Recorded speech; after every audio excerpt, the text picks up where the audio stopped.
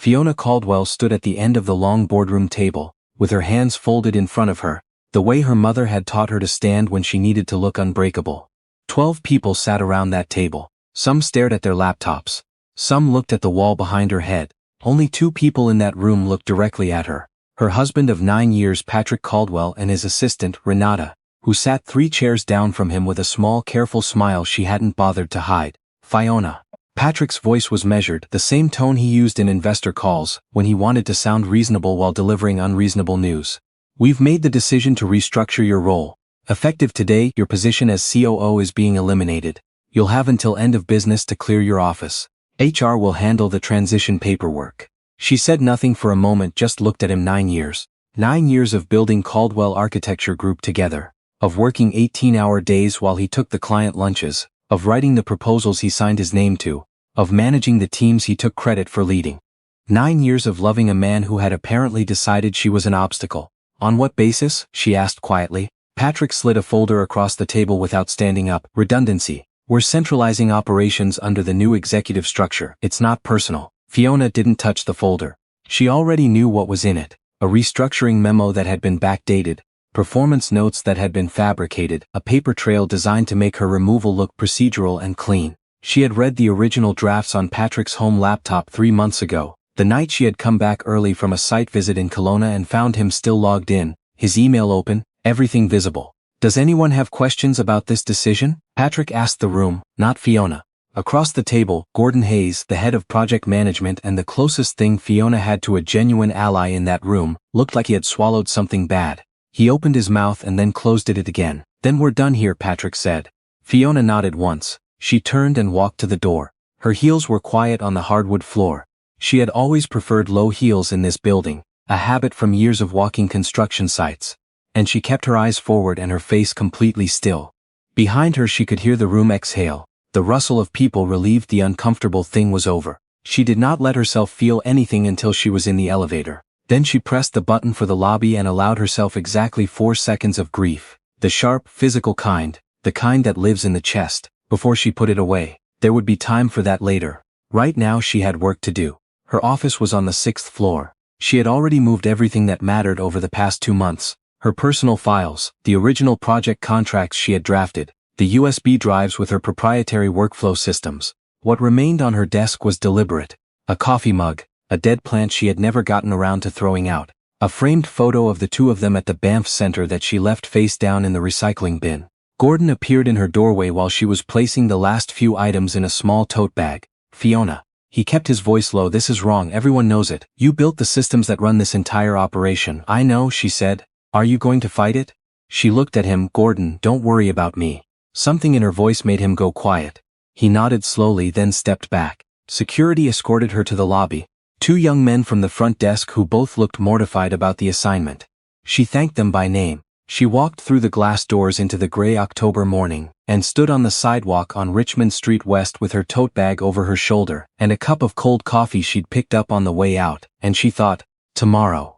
Tomorrow everything would be different. The night she had found the emails 3 months ago, Fiona had not cried. She had stood in the kitchen of their house in Rosedale, her coat still on, her keys still in her hand, and read every message on Patrick's laptop with the focused attention she usually reserved for contract reviews. The affair with Renata had been going on for 14 months. The plan to remove Fiona from the company had begun 8 months ago. There were emails between Patrick and the firm's outside legal counsel about restructuring her position out of existence. There were messages to a financial advisor about the most efficient way to protect Patrick's assets before initiating a divorce. He had been planning this the way he planned a development project, in phases, with timelines and contingencies. The emails to Renata were a different kind of painful. Not because of what they said about Renata. Fiona had no particular feelings about Renata, but because of what they said about Patrick. The man in those messages was not the man she had believed she was married to. He was calculating in a way she had never seen, small in a way she hadn't expected. She had taken photographs of everything. She had sent copies to her personal cloud storage. Then she had closed his laptop, made herself a cup of tea she didn't drink, and called her best friend Nadine. Nadine Osei had known Fiona since their 2nd year at Ryerson. She answered on the 2nd ring even though it was past midnight, listened without interrupting for 22 minutes and then said, "Okay, who's your lawyer?" That was the beginning. The lawyer's name was Carol Whitmore.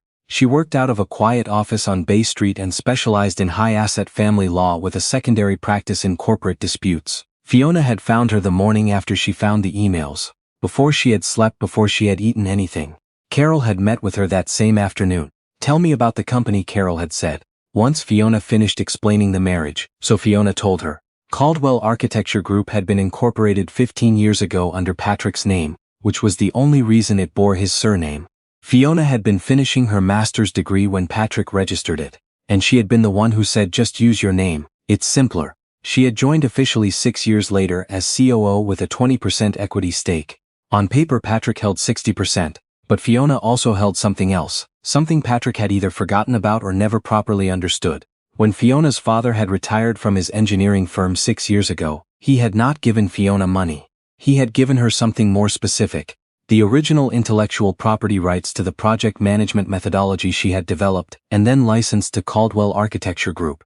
The methodology, a proprietary process system called ClearBuild, was the operational backbone of every project the firm ran. Every contract with every client referenced it. The licensing agreement was registered and legally airtight. Fiona owned ClearBuild, not the firm, not Patrick, Fiona. Her father, Duncan Holt, had been in the construction industry for 40 years. He had seen partnerships collapse and take good people down with them. When Fiona had casually mentioned the methodology she had developed, he had driven down from Sudbury on a weekend, sat her kitchen table, and told her in plain terms, "Register it, license it, keep it in your name." She had done it almost as an act of humoring him, not because she had imagined she would ever need it. Carol had looked at the licensing agreement for a long time. Then she had looked at Fiona. "If Patrick terminates your role or attempts to use ClearBuild without the license being renewed in your name, the agreement has an automatic breach clause," Carol said. "The firm would be in violation. Every active contract they're running would be affected." Fiona said. "He doesn't know this. He never read the licensing agreement carefully. He signed it 6 years ago and filed it. I don't think he's looked at it since." Carol was quiet for a moment. "So if he tries to remove you from the firm, then the license goes into dispute and every project they're running becomes legally complicated." Carol had set down her pen. "Fiona, do you understand what kind of leverage this gives you?" Fiona had understood exactly. She had understood it the morning after she found the emails, sitting at her kitchen table at 4 in the morning with cold tea. She just hadn't been ready to use it yet. "Tell me what I need to do," she had said. Carol had told her. Document everything, continue showing up, do not reveal what she knew. Wait for Patrick to make his move.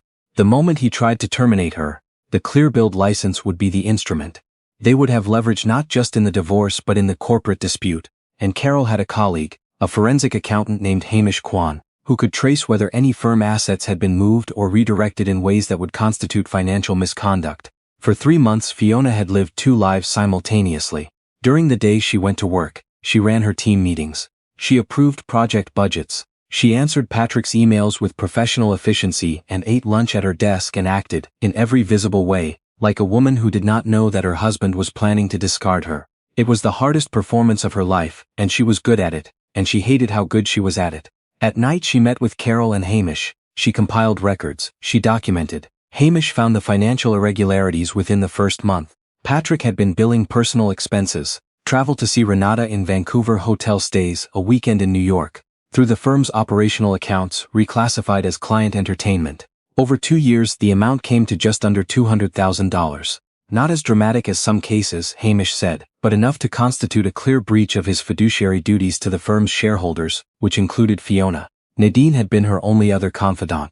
They had met for coffee every Thursday evening at a place on Queen West, that Nadine had picked specifically, because Patrick hated the neighborhood.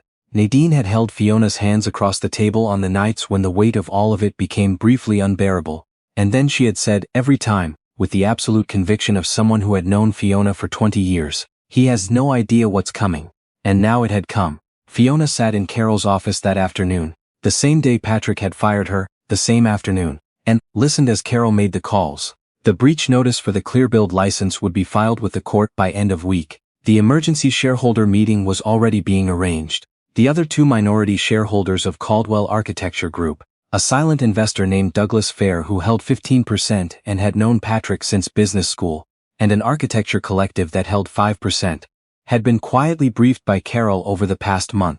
Neither of them had been pleased to learn what Patrick had been doing. "Douglas Fair called me this morning," Carol said, setting down her phone. He wants to know how quickly this can move. Quickly, Fiona said. The next morning, Fiona returned to the building on Richmond Street in the same quiet heels and a charcoal blazer her father had given her when she first made co.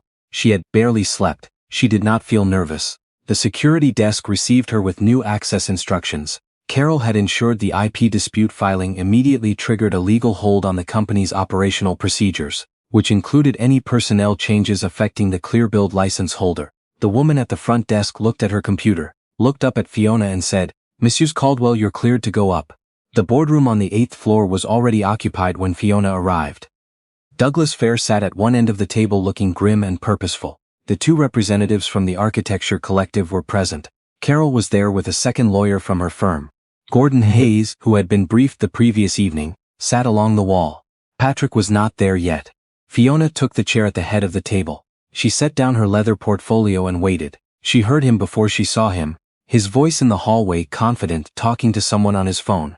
Then he pushed open the boardroom door and saw the room. He stopped. He looked at the assembled shareholders. He looked at the lawyers. He looked at Fiona sitting in the chair that had been his. He ended his phone call. "What is this?" Patrick said. His voice was careful, but something had shifted underneath it. "Sit down, Patrick," Fiona said. "I don't know what you think you're doing, Carol," Fiona said. Carol stood. "Mr. Caldwell, I'm representing Fiona Holt Caldwell in both a corporate and a family matter. I need to inform you that this morning, a breach notice was filed with respect to the Clearbuild licensing agreement between Fiona Holt Caldwell and Caldwell Architecture Group. The agreement, which licenses the proprietary project management methodology used across all firm operations, contains an automatic breach clause that is triggered by the removal of the license holder from her operational role at the firm." Patrick looked at Carol. Then he looked at Fiona. Something moved across his face, a recalibration, slow and visible. That stopped. Started again. "That agreement is 6 years old. It's fully registered and currently operative," Carol said, "which means that yesterday's termination of Ms. Holt Caldwell's position constitutes a breach. The implications for every active client contract are significant. Mr. Fair has reviewed the situation with his own counsel." Douglas Fair cleared his throat. "I have, Patrick, and I have to say I'm deeply concerned. Not just about the licensing issue. Hamish Kwan's preliminary report on the firm's accounts is also here." He tapped a folder on the table. "I think you know what it contains." Patrick's face had gone through several colors since he entered the room. It had settled on something close to white. Fiona watched him. She had rehearsed this moment in her mind many times over the past 3 months, imagining what she might feel. She had expected anger or some small satisfaction. What she actually felt was something quieter, a kind of steadiness. The same feeling she got when a complex project finally resolved. "You planned all of this," Patrick said. He was looking directly at her now. "When I fired you yesterday, you already knew." "I've known for 3 months," Fiona said. "Since the night I came home from Kelowna and you left your email open." The room was very still. "The shareholders are calling an emergency vote," Carol continued, "on the question of Patrick Caldwell's continuation as CEO, given the breach of fiduciary duty and the outstanding IP dispute. You can't do this without." "We have the votes, Patrick," Douglas said flatly. "I'm sorry, but this is where we are." The vote took 11 minutes. Patrick did not cast one. When it was done, Carol spoke the formal words. Patrick Caldwell was removed as CEO of Caldwell Architecture Group, effective immediately. He was to surrender all company devices and access credentials. Security would escort him from the building at his convenience. Patrick sat in his chair for a long moment after the others had begun gathering their things. He looked smaller than Fiona had ever seen him look. She had married a man who filled rooms, not through warmth but through a kind of directed energy, the energy of someone always performing confidence. Now he just looked tired. "Fiona," he said, when most of the others had stepped into the hallway, "we could have talked about this. Whatever you found, whatever you think happened, I don't think anything," she said. 14 years, he said, "meaning the firm. Or the marriage, maybe both." "Yes," she said. She left him sitting there. The weeks that followed were not simple. Fiona would not have described them as triumphant. There was too much work, too many practical problems, too many days when she went home to the Rosedale house that still smelled like his coffee, and sat on the kitchen floor and let herself be exhausted for an hour before getting up again. Gordon took on an expanded role managing operations while the firm stabilized. He was steady and competent and deeply relieved, he told her once, that someone with actual standards was back in charge. The project teams were cautious at first. There had been months of bad morale under Patrick's growing paranoia. But Fiona had always been the one they actually called when something needed solving. Trust came back slowly and then quickly. The divorce proceedings were cold and efficient, which was how Fiona wanted them. Patrick had hired a downtown firm that sent long letters. Carol responded to each one with precision. The prenuptial agreement that Patrick had insisted on 9 years ago, because it protected his pre-existing assets, he had said, which Fiona had agreed to because she hadn't owned anything yet and hadn't cared, now also protected Fiona's ownership of Clearbuild, which had not existed at the time of the marriage. Her IP was untouchable. The equity stake in the firm was subject to negotiation, but with the breach findings and the financial misconduct report, Patrick's leverage was minimal. He agreed, through his lawyers, to sell his equity stake back to the firm at assessed value. Douglas Fair and a new investor structured the buyout. When it was complete, Fiona held 35% of the firm directly with a path to majority. She was also named CEO, not interim, not acting, but permanent. Renata had left the firm the week after Patrick. Fiona did not pursue any action against her. She felt no particular need to. She did, however, make changes. She restructured the entire HR function, starting with a proper complaints process and an independent ethics line that reported to the board rather than to her office. She audited every project account going back 4 years and repaid the clients whose budgets had been inflated to cover Patrick's personal expenses, with a formal letter of explanation and apology. She sat down individually with the 3 women on the project management team, who had quietly told Gordon after Patrick left, about comments he had made in meetings and corridors over the years. She listened to all of it, and she thanked them for telling her, and she said, "I'm sorry this happened here. It won't happen here again. It was not a performance." She meant it. Nadine came over the night after the divorce was finalized. They ordered Ethiopian food from a place on Bloor and sat at Fiona's kitchen table and did not talk about Patrick at all. They talked about Nadine's daughter, who had just started at the University of Guelph. They talked about a trip to Portugal that Fiona was thinking about taking in the spring. They talked the way they had been talking since they were 22 years old, without performance or agenda, and Fiona thought, this is what staying power looks like. Later Nadine said, "How are you actually?" Fiona thought about it.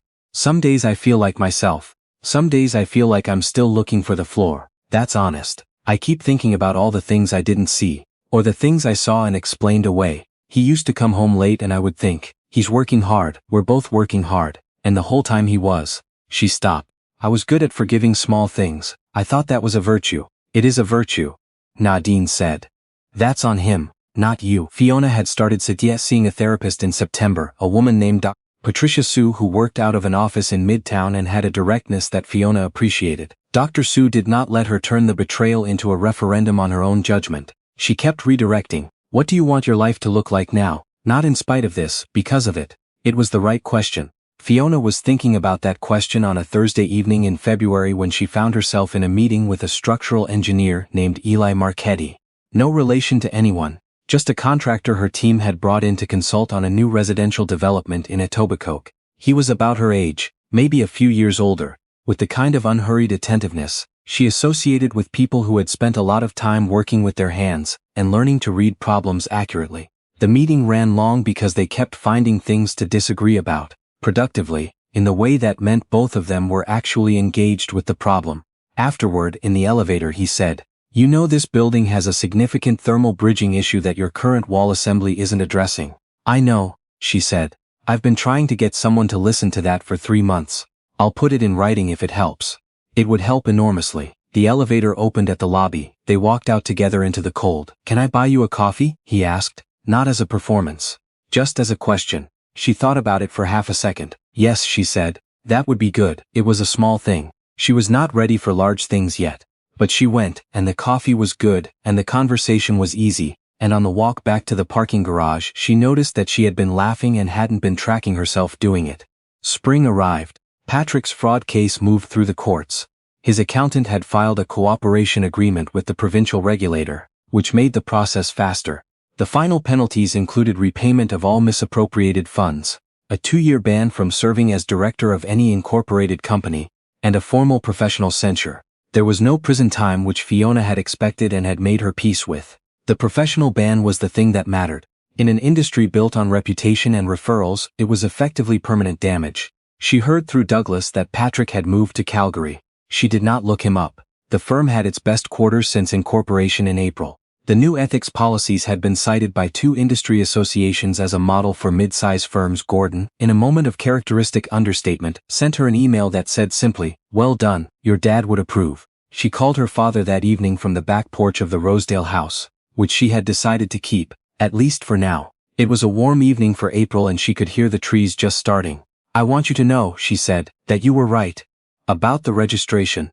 About keeping it in my name." Her father was quiet for a moment. He had known in general terms what had happened. She had told him the broad strokes, though she had spared him the worst of it. "You would have figured it out," he said finally. "With or without me." "Maybe," she said. "But it was faster with you." She heard him laugh, the specific short sound he made when he was moved but didn't want to show it. Eli sent her the thermal bridging report in early May, with a cover note that said, "In case you need ammunition. E." She used it in the next client meeting and it shifted the entire conversation. "You were right. It helped enormously." He wrote back, "Happy to be useful. Dinner sometime?" She said yes. It was not a dramatic turning point. That was what she noticed most about the good things that came after. They arrived quietly without announcement. A better quarter, a team that was actually happy to be in the building. A man who asked questions and listened to the answers. A Thursday call with her father. A slow morning on the back porch before work. She had spent years equating love with ambition, believing that if you wanted something enough and worked hard enough and stayed loyal enough, it would stay. What she was learning, slowly, was that real things didn't require that kind of maintenance. They just were. One morning in June, Fiona arrived at the office early and stood for a moment in the lobby. The building had new signage, Holt Caldwell Architecture Group, a small change, just the addition of her name, which the board had approved without discussion. The original Caldwell was still there, but so was Holt. She thought about her father building his firm from a drafting table in Sudbury, working 20 years to earn the kind of reputation that people passed on by word of mouth. She thought about what he had tried to give her, and what she had almost not needed, and what she was glad to have anyway. Then she took the elevator to the 8th floor, said good morning to the people she passed, and sat down at her desk and started to work.